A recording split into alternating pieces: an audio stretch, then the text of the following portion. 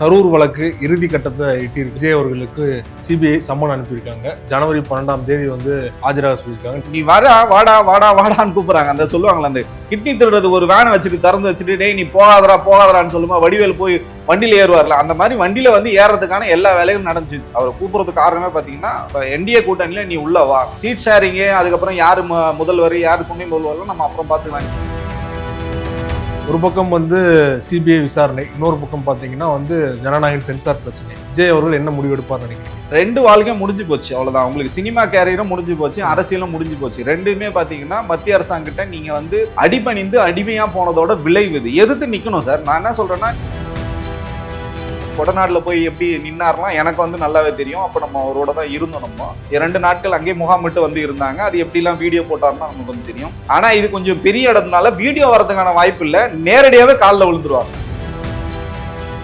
நிச்சயமாக இந்த கரூர் சம்பவத்துல வந்து விஜய் வந்து ஜெயிலுக்கு போறாரு. ஆனா இவங்க எல்லாம் மக்கள் பிரச்சனைக்காக போனாங்க, மக்கள் பிரச்சனைக்காக போராடி, உரிமைக்காக போராடி ஜெயிலுக்கு போனாங்க. இவர் வந்து செய்த குற்றத்துக்காக ஜெயிலுக்கு போவார். ரெண்டுத்துக்கும் வித்தியாசம் இருக்கு. இதனால் நீங்க வந்து தலைவராவோ பெரிய தியாகியோ வந்து மாற முடியும். நீங்க செய்த குற்றத்துக்காக ஒரு ஜெயில் தண்டனை நீங்க தலைவரா மாறதுக்கான வாய்ப்புகள் உங்க அரசியலே வந்து சூன்யமா தான் போகும்.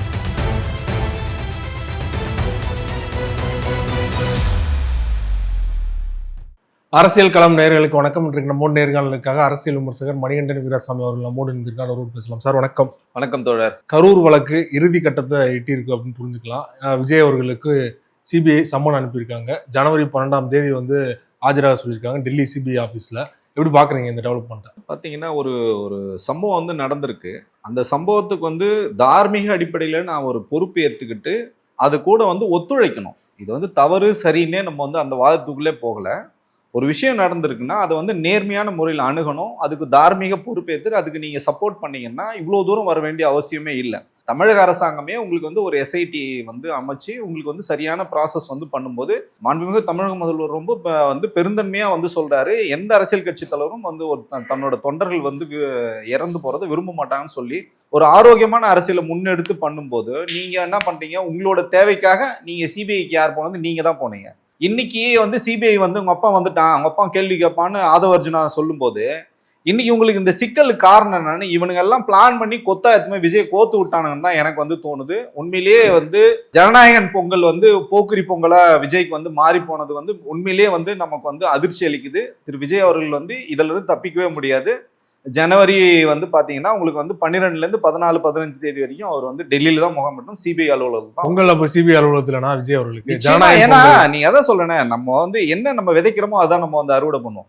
நீங்க என்ன விதைச்சிருக்கீங்க, வெறுப்பை தான் வந்து விதைச்சிருக்கீங்க, அதை அறுவடை நீங்க பண்ணிதானோ. அப்போ நீங்க இதுல இருந்து நீங்க எஸ்கேப் ஆகிறதுக்கான வாய்ப்புகளே வந்து இல்லைன்னு போது நிச்சயமா அதை வந்து எதிர்கொண்டு தான் விஜய் அவர்கள் வந்து எதிர்கொண்டு தான் ஆகும். ஏற்கனவே ஆதவ அர்ஜுனா அப்புறம் புஷி ஆனந்த் அவர்கள்லாம் வந்து 3 நாட்கள் விசாரணை பண்ணாங்க. விஜய் அவர்களை வந்து நீங்க 4 நாட்கள் விசாரணை பண்ணுங்கன்னு சொல்றீங்கன்னா அது எதை நோக்கி போகும்னு நினைக்கிறீங்க? விசாரணைக்கும் அரசியல் களம் தான், வேற எதுவுமே கிடையாது. அரசியல் தான் உங்களுக்கு வந்து இதுல அப்பட்டமா உங்களுக்கு வந்து தெரியுது. நீங்க வந்து புதிதாக ஒரு சக்தியாகி நீங்க வரீங்க, உங்க பின்னாடி வந்து பல்வேறு இளைஞர்கள் உங்களுக்கு இருக்கும்போது நேர்மையான முறையில் தமிழகத்தின் நலம் சார்ந்து நீங்க பேசினீங்கன்னா இவ்வளவு பெரிய சிக்கல் உங்களுக்கு வர வேண்டியதே கிடையாது. எதுக்கு எடுத்தாலும் உங்களுக்கு வந்து திரை பிம்பத்தை காமிச்சு இந்த கூட்டத்தை சேர்க்கணும், இந்த மாப் மென்டாலிட்டி இருக்கு பார்த்தீங்களா, அதுதான் இவ்வளவு தூரம் சிக்கல்கள் வந்து. சார் நான் என்ன கேட்குறேன்னா, உங்களுக்கு எல்லாத்துக்கும் ஒரு டைம், உங்களுக்கு வந்து வயது இருக்கு, உங்களுக்கு அரசியலுக்கு வரணும்னு நீங்க முடிவு பண்ணும்போது களம் வந்து உங்களுக்கு சாதகமா இருக்குன்னு வந்து நிறைய சர்வே உங்களுக்கு வரும்போது நீங்க படிப்படியா முன்னேறி வந்திருக்கலாம்ல. அதை தவிர்த்துட்டு நீங்க வந்து டிசைன் பண்ணீங்க. நீங்க தான் சொல்றீங்க கொள்கை எதிரி அரசியல் எதிரின்னு சொல்லும்போது, கொள்கை எதிரி குறித்து நான் பேசவே மாட்டேன், ஆனா அரசியல் எதிரி குறித்து நான் மட்டும்தான் நான் பேசுவேன், ஒரு கால் பிடிச்ச அரசியல வந்து பேசுவேன். தமிழகம் வந்து வளர்ச்சியான பாதையில போயிட்டு இருக்குது, இன்னைக்கு உலகமே வந்து ஒத்துக்கிற போது நான் ஒத்துக்க மாட்டேன்னு சொல்றது நீங்க அரசியல் நிலைப்பாடு. ஆனா அதை சரியான தரவுகளோட நீ எடுத்து சொல்லாம கூட்டத்தை கூட்டணுன்றதான் இன்னைக்கு வந்து இவ்வளவு பெரிய சிக்கல் காரணம். அதை இதையாவது அவர் வந்து நேர்மையை எதிர்கொள்வாருன்னு நம்ம வந்து பார்க்கணும். பொதுவாகவே இந்த மாதிரி ஒரு இது வந்து தமிழ்நாடு அரசின் கீழே வரும்போது பார்த்தீங்கன்னா டைரக்டா விமர்சனம் பண்ணுவாங்க, முதல்வர் ஸ்டாலின் அவர்களையோ திமுக அவர்களையோ. ஆனால் இப்போ சிபிஐ சம்மன் அனுப்பிட்டாங்க. ஆனால் இது வரைக்கும் பார்த்தீங்கன்னா மோடி அவர்களையோ அமித்ஷா அவர்களையோ பாஜக அவர்களையோ யாருமே வந்து விமர்சனம் பண்ண இல்லையா? அதுல தெளிவா இருக்காங்க, விமர்சனம் பண்ணவே மாட்டாங்க. அவங்களுக்கு நல்லாவே தெரியும். இப்போ என்னன்னா, நீங்க வந்து மாண்புமிகு முதல்வர்கள் வந்து ஸ்டாலின் அங்கிள் நீங்க வந்து பேசுறீங்கல்ல, இப்போ உங்களுக்கு பட பிரச்சனை தானே, உங்களுக்கு வந்து சென்சார்ல வந்து கொடுக்க மாட்டேன்றாங்களே, இது யாரு வந்து பண்றாங்க அப்பட்டமா உங்களுக்கு தெரியும். மத்திய அரசாங்க கட்டுப்பாட்டில் தான் இருக்கு. அப்ப நீங்க சென்ட்ரல் போர்டு கொடுக்கல, நீங்க சொல்லணும் மோடி அங்கிள் என்னை பார்த்து பயமான்னு நீங்க சொல்லணும்ல, ஏன் சொல்ல மாட்டீங்க? யாருமே, இவர் விஜய் அவர்கள் மட்டும் சொல்லல, அந்த படத்தரிப்பு நிறுவனம் கூட மத்திய அரசாங்கம் குறித்தோ இந்த மாதிரி மத்திய அரசாங்கம் எங்களுக்கு டிலே பண்றாங்க குறித்தோ ஒரு வார்த்தை வந்து பேச மாட்டேன். அவ்வளவு மென்மையான அணுகுமுறையை கடைபிடிக்க வேண்டிய அவசியம் இல்லை. ஏன்னா இது வந்து சினிமா, இதுக்கு பின்னாடி பல்வேறோட உழைப்பு இருக்கு, பல்வேறோட பொருளாதாரம் அடங்கி இருக்கு. நிச்சயமா இது வந்து என்டர்டெயின் நம்ம வந்து பண்ணவே கூடாது, இது ஆதரிக்கவும் இல்லை. நம்ம உண்மையா கடுமையா நம்மளே வந்து விஜய் வந்து அரசியலை எதிர்க்கிற நாங்களே வந்து ஜனநாயக விஷயத்தை வந்து ஜனநாயகனுக்கு ஆதரவா நாங்க வந்து குரல் கொடுக்கணும். இந்த படத்தை வந்து நீங்க தடை பண்ணக்கூடாது, இதுக்கு வந்து ரிலீஸ் பண்ணணும்னு சொல்லும்போது இப்ப பாத்தீங்கன்னா 2:30 மணிக்கு வந்து ஃபைனலா நமக்கு வந்து சொல்லுவேன்னு சொல்லியிருந்தாங்க. ஆனா இப்போ அது தள்ளி போகுதுன்னு தான் இப்ப அண்மையிலே எனக்கு கிடைத்த செய்தி. சோ இது உண்மையிலேயே வந்து ரிவைசிங் கமிட்டிக்கு அமிச்சிட்டாங்க, ரிவைஸ் கமிட்டிக்கு அமிச்சிருக்காங்க. ஆனா கொடுப்பாங்களான்னு தெரியாது. இது வந்து ஜனவரி 9 கொடுத்துதான் ஆகணும். நான் எப்படி படம் கொடுத்துதான் ஆகணும். பட் இதை யார் கேட்க வேண்டியவங்க கேட்கவே மாட்டேன்றாங்க. நீ யார் கேட்கணும்? தயாரிப்பு நிறுவனம் கேட்கணும். விஜய் அவர்கள் குறித்து இது வரைக்கும் பாத்தீங்கன்னா விஜய் அவர்கள் இது குறித்து வாய் திறக்கிறதுக்கு எல்லாம் பயப்படுறாரு. அவர் இதுக்குமே திமுக தான் காரணம்னு சொல்லிட்டு நிறைய பேர் எழுதிட்டு இருக்காங்க. இப்பயே எழுத ஆரம்பிச்சிட்டாங்க. இதுக்கும் காரணம் வந்து திமுக தான். அதான் சொல்றேனே, நீங்க வந்து தியேட்டர்ல வந்து விஜயோட படம் ட்ரெய்லர் வந்து போடலனாலும் ஒன்ஸ் மோர் போடலனாலும் விஜய் வந்து திமுக தான் காரணம். சென்சார் போர்டு மத்திய அரசாங்க கட்டுப்பாட்டில் இருக்கு, அவங்க வந்து உங்களுக்கு அனுமதி கொடுக்கலனாலும் வந்து திமுக தான் காரணம். உங்க வீட்டுல குழால தண்ணி வரலாம் கூட திமுக காரணம்னா இப்போ சிபிஐ வந்து என்கொயரிக்காக கூப்பிட்டுருக்காங்க, சம்மன் அமைச்சிருக்காங்க, இதுக்கும் திமுக காரணம்னு தான் சொல்லுவாங்க. ஸோ இந்த மாதிரி தற்கூரி கொடுத்த வச்சு நம்ம என்ன பேச முடியும்? ஒரு பக்கம் வந்து சிபிஐ விசாரணை, இன்னொரு பக்கம் பாத்தீங்கன்னா வந்து ஜனநாயக சென்சார் பிரச்சனை. விஜய் அவர்கள் என்ன முடிவு எடுப்பார்னு நினைக்கிறீங்க? ரெண்டு வாழ்க்கையும் முடிஞ்சு போச்சு, அவ்வளவுதான். உங்களுக்கு சினிமா கேரியரும் முடிஞ்சு போச்சு, அரசியலும் முடிஞ்சு போச்சு. ரெண்டுமே பாத்தீங்கன்னா மத்திய அரசாங்கிட்ட நீங்க வந்து அடிபணிந்து அடிமையா போனதோட விளைவு இது. எதிர்த்து நிக்கணும் சார். நான் என்ன சொல்றேன்னா, நீங்க வந்து ஒரு கொள்கை கோட்பாடுகளோ நீங்க வரீங்கன்னா நீங்க தைரியமா துணிச்சலா எதிர்த்து நிக்கணும். உங்ககிட்ட நேர்மை இல்ல, நேர்மை தான் நீங்க வந்து துணிச்சலா எதிர்த்து நிப்பீங்க. நீங்க தமிழக நலம் சார்ந்து இன்னைக்கு எதுவுமே செய்ய விட மாட்டேன்றாங்க. ஒரு மத்திய அரசாங்கம் வந்து உங்களுக்கு கல்வி நிதியில இருந்து உங்களுக்கு மாநில அரசுக்கு எதுவுமே கொடுக்கறது இல்லைங்க. வெள்ள நிவாரணம் கூட கொடுக்கறது இல்லை. அந்த மாதிரி பேரிடர் காலத்துல கொடுக்க வேண்டிய நிவாரணங்களும் கொடுக்கறது இல்லை, பட்ஜெட்லயும் நமக்கு கொடுக்கறது இல்லை. ஸோ உங்களுக்கு இன்னும் சொல்ல போனா மெட்ரோ கொடுக்கறது இல்லை, எய்ம்ஸ் கொடுக்கறது இல்லை, எதுவுமே உங்களுக்கு கொடுக்கறது. அப்போ இது குறித்துலாம் எதுவுமே திரு விஜய் அவர்கள் பேச மாட்டான் அப்படின்னு சொல்லும்போது இன்னைக்கு உங்களுக்கு இதே அரசியல் நிலைப்பாடு வரும்போது இப்ப யாருமே பாருங்க விஜய்க்காக குரல் கொடுக்கவே இல்லை பாருங்க. இப்போ எல்லா கட்சிகளும் வந்து இந்நேரம் வேற யாரோ ஒரு நடிகருக்கோ ஒரு சாதாரண ஒரு திரைப்படத்துக்கோ ஒரு சிக்கல் வந்ததுன்னா எல்லாருமே வந்து குரல் கொடுப்பாங்க. வந்து எல்லாருமே குரல் கொடுத்தாங்க, எல்லாருமே குரல் கொடுத்தாங்க. ஏன் உங்களுக்காக பேசலாம்? நீங்க ஒட்டு மொத்தமா நீங்க தமிழக அரசியலை விட்டுட்டு நீங்க என்ன பண்ணீங்கன்னா மத்திய அரசோட கட்டுப்பாட்டுல இருக்கிறது எதையுமே விமர்சனம் பண்ண மாட்டேன், தமிழகத்தில் குறித்து நான் விமர்சனம் பண்ணுவேன், திராவிட அரசியலை நான் மாற்ற போறேன்னு சொல்றது தான் இங்க சிக்கல். நீங்க சொல்ற மாதிரி வந்து எதுலயுமே வந்து பிஜேபி அரசியல் ஆர்எஸ்எஸ் அரசியல் விமர்சனம் பண்ணவே இல்லை. ஆனாலும் ஏன் இவ்வளவு நெருக்கடிக்கு உள்ளாக்கப்படுறாரு விஜய் அவர்கள், பாஜகவிலையோ இல்லைன்னா அரசு? ஆமா, உங்களுக்கு இப்போ அரசியல்ல பாத்தீங்கன்னா இப்ப இவர் வந்து இந்த சிறுபான்மையை ஓட்ட பிரிக்கணும்ன்றதான் பிஜேபியில் இறக்கி விடப்பட்ட ஆள் தான் திரு விஜய் அவர்கள். இப்ப என்ன பண்றாங்கன்னா, இப்போ லைலா கல்லூரி முன்னாள் மாணவர்கள் கருத்துக்கண் கூட மாண்புமிகு முதலமைச்சர் ஸ்டாலின் அவர்கள் 2வது முறையாக முதல்வராக வராரு, திமுக வந்து ஃபுல் ஃபிளட்ஜ்ல வந்து வராங்கன்னு சொல்லிட்டு கருத்து கணிப்பு வந்ததுனால இப்ப என்ன ஆயிடுச்சுன்னா கலக்கம் வந்துச்சு. அதிமுகவும் வந்து பிஜேபியும் பாத்தீங்கன்னா 3வது இடத்துக்கு போவாங்கன்ற மாதிரி ஒரு சூழ்நிலை அந்த கருத்து கணிப்பு வந்ததுனால இப்ப என்ன பண்றாங்கன்னா இந்த ஜனநாயகன் படம் பிளஸ் பாத்தீங்கன்னா இந்த சிபிஐ சம்மன் ரெண்டுத்தையும் நீங்க வந்து கோர்வையா பார்க்கணும். இது ரெண்டுமே எதுக்குன்னா, நீ வந்து அக்ரிமெண்ட்ல கையெழுத்து போடு. அவரை கூப்பிடுறதுக்கு காரணமே பாத்தீங்கன்னா என்டிஏ கூட்டணியில நீ உள்ள வா, சீட் ஷேரிங்கு, அதுக்கப்புறம் யாரு முதல்வர் யாரு துணை முதல்வர்லாம் நம்ம அப்புறம் பார்த்துக்கலாம், நீ உள்ள வரணுன்றதுக்காக இது வந்து மிகப்பெரிய ஒரு அர்த்தம். இதை வந்து மீண்டு விஜய் வரணும். அது எப்படி வரப்போறான்னு நமக்கு வந்து தெரியும். உண்மையிலே அந்த கருத்து கணிப்பு அடிப்படையில வந்து பாஜக அதிமுக கூட்டணியை தாண்டி விஜய் ஒரு 2வது இடத்துக்கு வந்துருவார் நீங்க நினைக்கிறீங்களா? இல்ல, அது களத்துல வந்து சாத்தியம் இல்ல, களத்துல நிச்சயமா சாத்தியம் இல்லை. இப்போ அவங்க சொன்ன ஒரு விதத்துல சொன்ன கருத்தை வந்து நிச்சயமா நம்ம வந்து ஏத்துக்கலாம். களத்துல அதுதான் எதிரொலிக்குது. திமுக கூட்டணி வந்து ஜெயிக்கும், மாண்புமிகு முத்துவேல் கருணாநிதி ஸ்டாலின் அவர்கள் வந்து முதல்வர் வருவாங்க, இதுல எந்த விதமான மாற்று கருத்து கணிப்பு நம்ம அதை ஏத்துக்கிறோம்னா 2வது இடம் விஜய் வருவார், அதை ஏத்துக்கிட்டோம். இல்ல அதுதான் சொல்றேன், அதுல ஒரு சூட்சம் இருக்குன்னு தான் நம்ம சொல்றோம். களத்திலே இல்லாத விஜய் எப்படி செகண்ட் பிளேஸ்க்கு வருவார்னு கேக்குறோம். நம்ம என்ன சொல்றோம்னா, அதிமுக மேல நமக்கு பல்வேறு மாற்று கருத்துகள் இருந்தாலும் பிஜேபி வந்து நம்ம பல்வேறு மாற்றுகள் தான். இன்னைக்கு பிஜேபியை ஒர்க் பண்ணதுக்கு ஆட்கள் இருக்காங்க, களத்துல ஆட்கள் இருக்காங்க. அந்த மாதிரி தாவேக்க ஆட்கள் இல்ல, பொறுப்பாளர்கள் இருக்காங்க. அது அதே பிஜேபி அதிமுக ஆட்கள் தானே எப்படியாவது தாவேக்கா வந்து உள்ள கொண்டு வரணும்னு நினைக்கிறாங்க, கூடுதல் பலமா இருக்கும்னு நினைக்கிறாங்க. இப்ப கூட நீங்க களத்துல பாத்தீங்கன்னா அதிமுக எஸ்ஐஆர் குறித்து நீங்க போங்க, நீங்க எது குறித்து நீங்க போனாலும் சரி, மக்கள் இப்ப சென்னையிலே வெள்ளம் வந்தது, அங்க பாத்தீங்கன்னா ஒரு தாவேக்கா தொண்டரை கூட எங்கேயுமே நம்ம வந்து பார்க்கல களத்துல. சார் நான் என்ன கேக்குறேன்னா, ஒரு கட்சின்னா அந்த கட்சிக்குள்ள வந்து ஒரு வேலை திட்டம்னு இருக்கும். இப்போ பாஜகவுக்கு ஒரு வேலை திட்டம் இருக்கு, எல்லாரையும் வந்து உறுப்பினர் சேர்க்கை அதிகப்படுத்தணும், கட்சியை வந்து ஜெயிக்க வைக்கணும், பொறுப்பாளர்கள் வந்து போடணும். அந்த மாதிரி அவங்களுக்கு ஒரு வேலை திட்டம், அவங்களோட கொள்கை நமக்கு வந்து முரண் இருக்கு இல்லைன்றதை தாண்டி அவங்களோட வேலை திட்டம்னு ஒண்ணு இருக்கு, பொறுப்பாளர்கள் இருக்காங்க. தாவேக்காக்கு அந்த மாதிரி என்ன வேலை திட்டம் இருக்கு? ஒரு வேலை திட்டம் இல்லை. உட்கட்சி பிரச்சனை, அதை நீங்க சரி பண்றதுக்கே போதும் போதான் எல்லா மாவட்ட பொறுப்பாளர் இருந்து பகுதி பொறுப்பாளர் இருந்து கிளைக்கழக நிர்வாகிகள் வரைக்கும் பணத்தை வாங்கிட்டு தான் பதவிகள் கொடுக்குறாங்கன்னு சொல்லிட்டு பல்வேறு நெருக்கடிகள் இருக்கும்போது பணத்தை கொடுத்து தான் ஒரு பொறுப்பு வாங்கணும். இன்னைக்கு இருக்கிற பொருளாதார சூழ்நிலை அன்னைக்கு பணத்தை கொடுத்து வாங்கணுன்ற சூழலே இல்லைன்னு அந்த கட்சி வந்து கீழே தான் போயிட்டு. நீங்க சொல்ற மாதிரி எந்த பிரச்சனைகளும் விஜய் குரல் கொடுக்கல, கீழ்மட்ட நிர்வாகிகள் யாருமே இல்ல, ஆனாலுமே வந்து வீட்டுக்கு ஒரு ஓட்டு இருந்தது, இப்போ வந்து தாவேக்காக்கு 2 ஓட்டா மாறிடுச்சு அப்படின்னு தொடர்ச்சியா பேசிக்கிட்டு இருக்காங்க இல்லையா தாவேக்கா ஆட்கள் எல்லாம். சரி, எதுக்காக ஓட்டு போடணும்னு ஒரு கேட்பாங்களே, விஜய் முகத்துக்காக ஓட்டு போடுவோம் அப்படின்ற. அதுதான் இப்ப நானும் விஜய் அவர்களோட வந்து ரசிகன் தான், அதுல வந்து மாற்று கருத்தே இல்லை. ஜனநாயகன் படம் வந்தா முத ஷோ போய் பார்ப்பேன். இது வந்து சினிமால ஒரு 33 ஆண்டுகள் வந்து உழைத்திருக்காரு, இந்த உயரத்தை வந்து எட்டியிருக்காரு. அது உண்மையிலேயே இமாலய சாதனை தான், நம்ம வந்து மறுக்கவே இல்லை. ஆனா நீங்க அரசியல் நிலைப்பாடு வரும்போது தமிழக நலம் சார்ந்து நீங்க ஏதாவது இந்த மாநிலத்துக்கு பல்வேறு நெருக்கடிகள் வருது. திருப்பரங்குன்ற விஷயத்துல நான் பேச மாட்டேன், மத்திய அரசு குறித்து நான் எதுவுமே நான் பேச மாட்டேன்.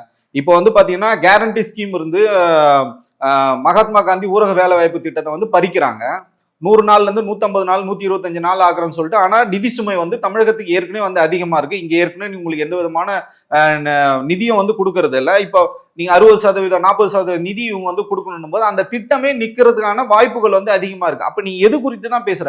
பெண்கள் பாதுகாப்பு குறித்து நீங்க வந்து பேசுறீங்க, எல்லாமே பேசுறீங்க. ஆனா நீங்க மத்திய அரசாங்கம் குறித்து எதுவுமே நீங்க ஒரு வார்த்தை பேச மாட்டேன். தமிழகத்துக்காக நீங்க இது வரைக்கும் ஒரு துரும்ப கூட நீங்க எடுத்து போடவே இல்லை. அப்படி இருக்கும்போது மக்கள் ஏன் உங்க பின்னாடி வரணும்? விஜயை பிடிக்கணும்ன்றதுக்காக அவர் வந்து படத்துல தான் ரசிப்பாங்க, ஓட்டு போடணும்னு எந்த விதமான அவசியம் கிடையாது. அவரோட அதை சொல்றேன், அந்த சொல் அவ்வளவு மக்கள் வராங்க, அவர் பாதி பேர் கூட ஓட்டு போட மாட்டாங்க நினைக்கிறேன். விஜய் பார்க்க வரவங்க கூட்டம் வரும் சார். நான் தான் சொல்றேன், விஜய் அவர்கள் இல்ல, எந்த நடிகர்கள் வந்தாலும் கூட்டம் வரும். எம்ஜிஆருக்கு நடந்தது, அம்மையார் ஜெயலலிதாவுக்கு நடந்தது, நடிகர் வடிவேலுக்கு நடந்தது, எல்லாருக்குமே அந்த சரத்குமார் நடந்தது. இது வந்து புதியதாக ஒன்றும் நடக்கல, எல்லாருக்குமே நடந்தது. ஆனா அவங்க எல்லாம் ஜெயிச்சாங்களா களத்துல? எம்ஜிஆர் ஜெயலலிதா தவிர்த்து வேற யாருமே இங்க ஜெயிக்கவே இல்லை சார். ஏன்னா அவங்க வந்து மக்களோட இருந்தாங்க சார், கஷ்டப்பட்டாங்க, ஜெயிலுக்கு போனாங்க. ஆனா இப்போ பாத்தீங்கன்னா அந்த ஒரு விஷயத்துல இப்ப நடக்கும்.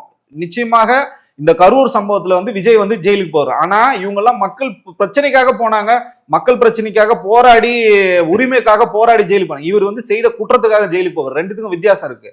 இதனால் நீங்க வந்து தலைவராவோ பெரிய தியாகியோ வந்து மாற முடியாது. நீங்க செய்த குற்றத்துக்காக ஒரு ஜெயில் தண்டனை, நீங்க தலைவரா மாறதுக்கான வாய்ப்புகள் உங்க அரசியலே வந்து சூன்யமா தான் போகும். சம்மன் தான் அனுப்பியிருக்காங்க, அதுக்குள்ள விஜய் அவர்கள் ஜெயிலுக்கு எல்லாம் போவார் நீங்க சொல்றீங்க இல்லையா? சார், இன்னைக்கு வரைக்கும் நீங்க தார்மீகமா பொறுப்பை ஏத்துக்கலன்னு சொல்றேன். நான் தான் இதுக்கு வந்து காரணம், நான் இது வந்து மன்னிப்பு கேட்கறேன் உங்க வாயில இருந்து ஒரு வார்த்தை வரலைங்க.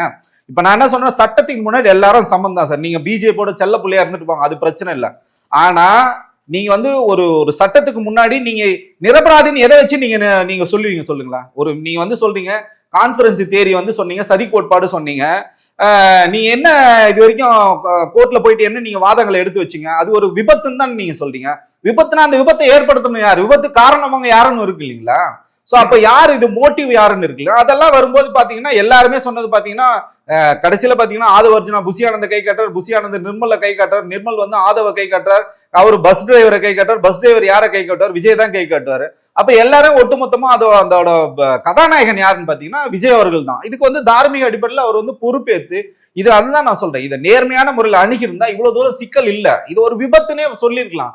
இது வந்து கொலையாதான் மாறதுக்கான வாய்ப்பு இருக்கு. அது ஒட்டுமொத்த பழியும் விஜய் மேல தான் வரும். இந்த 4 பேர் பிளஸ் அதர்ஸ், அந்த அதர்ஸ் வந்து விஜய் தான். அதுல வந்து மாற்று கருத்து இல்லை. நிச்சயமா இதை வச்சு விஜயோட அரசியல சூன்யமாகிறதுக்கு பாஜக எல்லா வேலைகளும் செஞ்சுட்டு இருக்காங்க.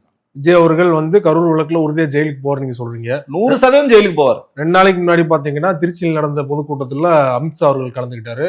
அந்த மேடையில பேசிய தமிழ்நாடு பாஜக மாநில தலைவர் நயனா நாகேந்திரன் வந்து வெளிப்படையா சொல்றாரு, செந்தில் பாலாஜி தான் மெயின் குற்றவாளி கரூர் விபத்துல அப்படின்னு சொல்றாரு இல்லையா? அதுவும் அமித்ஷா அவர்கள் மேடையிலே சொல்றாரு. சோ இது எப்படி விஜய்க்கு எதிராக போகும் நீங்க நினைக்கிறீங்க? இல்ல, அமித்ஷா முன்னாடி எதுக்கு சொல்றாருன்னா ஒரு அட்டென்ஷனை கிரியேட் பண்றதுக்காக சொல்றாரு, தொண்டர்களை உசுப்பேறதுக்காக சொல்றாரு. கண்டி ஒருத்தர் திடீர்னு எப்படி நீங்க குற்றவாளியா மாத்த முடியும்? அவர் மேல எஃப்ஐஆர் கூட நீங்க போடல. அடிப்படையில நீங்க ஒரு வழக்குன்னா நீங்க வந்து அவர் மேல வந்து குற்றப்பத்திரிகையே நீங்க தாக்கல் பண்ணலையே. விஜய் அவர் மேல என்ன தாக்கல் பண்ணல இல்லையா? இப்ப கூப்பிட்டுருக்காங்கல்ல, உங்களுக்கு எதுக்கு உங்களுக்கு கூப்பிட்டுருக்காங்க? இப்போ அப்படின்னா நீங்க வந்து செந்தில் பாலாஜி அவருக்கு சம்மன் வந்திருக்கணும் இல்லைங்களா? அவர் வந்து பாத்தீங்கன்னா ஒரு மக்கள் பிரதிநிதியா, அந்த தொகுதி நிர்வாகியா, அந்த லோக்கல் மக்களோட ஒரு நிர்வாகியா தான் உடனே வந்து சேர்ந்தாரு. நான் என்ன கேக்குறேன்னா, இது வந்து ஒருத்தவங்க உதவி செஞ்சாங்கன்றதுக்காக நீங்க வந்து பழி சொல்ல முடியாது. அப்படின்னா நீங்க டெல்லி குண்டு வெடிப்புல வந்து பாத்தீங்கன்னா எல்லா அமைச்சர்களும் வந்திருக்காங்க, அமித்ஷாவும் வந்து போயிருந்தாரு. அப்போ நீங்க அதே விஷயத்த வந்து பொருத்தி பார்க்கணும்ல. விஜய் அவர்கள் ஏன் வந்து அமித்ஷா வந்து போனாரு, டெல்லி குண்டு வெடிப்புக்கு உடனே போனார் நீங்க கேள்வி கேட்க முடியாது. இது வந்து அரசியல் ரீதியா யார் வேணாலும் குற்றச்சாட்டு சொல்லலாம். சட்டப்படி உங்களுக்கு வந்து எவிடன்ஸ் பேஸ்ட் வந்து பாத்தீங்கன்னா வீக்கா தான் இருக்காங்க. இப்போ வந்து மறைமுகமா பின்னணியில வந்து பாஜகவோட பேச்சுவார்த்தை நடத்த ஆரம்பிச்சிருப்பாங்க. மறைமுகம் நேரடியாவும் அவங்க அதை சொல்றாங்க.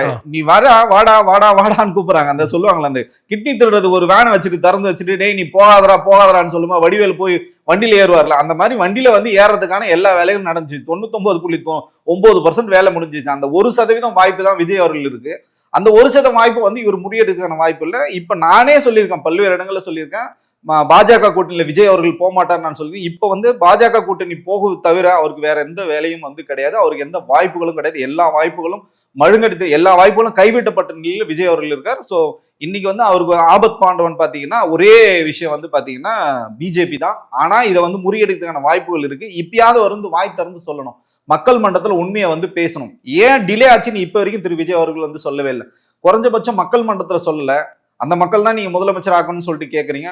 குறைஞ்சபட்சம் நீதிமன்றத்துல சொல்லுவாருன்னு நம்ம எதிர்பார்க்கணும். பாஜக அதிமுக நினைக்கிற மாதிரி விஜய் அவர்கள் வந்து இந்தியா அலைன்ஸ்குள்ள வந்தாருன்னா வெற்றி பெற்றுவாங்க நீங்க நினைக்கிறீங்களா? 100% திமுகவோட வாய்ப்பு இன்னும் அதிகமாகும். ஏன்னா இங்க பாத்தீங்கன்னா மக்கள் இன்னைக்கு ஒன்னும் இல்லைங்க, நீங்க திரைப்படத்தை எடுத்துங்களேன். ஏன் இன்னைக்கு ஜனநாயகனுக்கும் பராசக்திக்கும் இன்னைக்கு போட்டினா, இது வந்து ஒரு மொழி சார்ந்த இந்த மண் சார்ந்த ஒரு திரைப்படமா பாக்குறாங்க. இது வந்து பாத்தீங்கன்னா ஒரு என்டர்டைனர் படம் தான். இந்த மாதிரி 100 படங்கள் வரும். இதுவே பாத்தீங்கன்னா விஜய் அவர்களோட சொந்த படம் வந்து கிடையாது. பகவந்த் கேசரி தான் சொல்றாங்க. இது ஜனகேசரியா கலரி வந்து கொடுக்குறாங்க. சீன் பை சீன் வந்து பாத்தீங்கன்னா ட்ரெய்லர்லயே வந்திருக்கு. அந்த படத்தோட எல்லா சீனும் இந்த படத்துல வந்து வச்சிருக்காங்க. மிகப்பெரிய மாபெரும் தோல்வி படமா இது இருக்குன்னு நான் சொல்ல, சினிமா துறை சார்ந்தவங்களே வந்து சொல்றாங்க தவறான முடிவு எடுத்திருக்காரு விஜய் அவர்கள். இந்த படம் வந்து மிகப்பெரிய ஒரு தோல்வி. நான் சொல்றேன் அந்த படம் உண்மையிலே ஜெயிக்கணும். ஏன்னா அதுக்கு பின்னாடி வந்து பல பேரோட வாழ்வாதாரம் இருக்கு. அந்த படம் வந்து தோத்து போனோம் நம்ம நினைக்கல. விஜயோட அரசியல் தோத்து போனோம் நம்ம நினைக்கல. குறைஞ்சபட்சம் உங்களோட நேர்மை, இந்த மண்ணுக்கான அரசியல், இந்த மக்களுக்கான அரசியல் நேர்மையான முறையில் விஜய் வந்து அணுகிறாருன்னா இந்த 2 சிக்கல் தான் வந்து வெளியே வரணும்ன்றதான் நம்மளோட நிலைப்பாடு, நம்மளோட ஆசையும் கூட. விஜய் அவரோட கடைசி படம் அப்படிங்கறனால கண்டிப்பா வந்து எல்லாரும் போய் கடைசி படம் இல்லவே இல்லை. நான் இப்பவும் சொல்றேன், இது கடைசி படம் இல்ல. அவர் வேணா சொல்லலாம் கடைசி படம் நிச்சயமாக இல்ல. 2027 அடுத்த வருஷம் பொங்கலுக்கு எங்க அண்ணன் நிச்சயமா படம் நடிக்க வர. அதை நான் முதல் சொல்லி நிச்சயமா நான் பார்ப்பேன். இதுல எந்த விதமான மாற்று கருத்து இல்லை. இதை நான் இந்த கருத்துல இருந்து நான் பின்வாங்க போறதும் இல்லை. அவர் நிச்சயமாக 2026 தேர்தலுக்கு அப்புறம் நிச்சயமாக படம் நடிப்பாரு. அதுல மாற்று கருத்தே இல்லை. படம் தோல்வியடைன்னு சொல்றீங்க இல்லையா? எந்த வகையில சொல்றீங்க? விமர்சன ரீதியா சொல்றீங்களா இல்ல வசூல் ரீதியா சொல்றீங்களா? எந்த அடிப்படையில் படம் தோல்வியடைங்க? இல்ல, எச் வினோத்தோட கண்ட்ரோல்ல படம் இல்லைன்னு சொல்றாங்க. படம் சார்ந்த படம் இப்ப நம்ம வந்து அரசியல் விமர்சகர், அரசியல் சார்ந்து என்னால பேச முடியும். சினிமா பொறுத்தவரைக்கும் எனக்கு அந்த அளவுக்கு நாலேஜ் வந்து கிடையாது. அந்த சினிமா துறையில இருக்குல்ல, அந்த படத்தை நிறைய பேர் வந்து பாத்துருக்காங்க. நான் எதனால கேட்டேன்னா, கோட் படம் பாத்தீங்கன்னா கலவையான விமர்சனம் தான் பெற்றது. படம் சுமாரான இருக்குதான் நிறைய பேரோட ஒப்பீனியன் இருந்தது. ஆனாலும் பாத்தீங்கன்னா அது பல மடங்கு லாபத்தை கொடுத்தது இல்லையா ப்ரொடியூசர்? இல்ல அதுதான் இல்ல அது இல்ல. அதுக்கு நான் வரேன். நானு இப்ப பாத்தீங்கன்னா அது லாபத்தோட பங்குல இருந்து 75% வந்து பிக்ஸ் பண்ணாங்க இவங்க. தமிழ்நாட்டுக்கு, கேரளாவுக்கு வந்து 60% வந்து பிக்ஸ் பண்ணாங்க. இப்ப இந்த படத்துக்கும் பாத்தீங்கன்னா 75% பார்த்தீங்கன்னா டிஸ்ட்ரிபியூட்டர் சைட்ல இருந்து நிறைய பிரச்சனை வந்து இந்த படத்துக்கும் வந்து வச்சிருக்காங்க.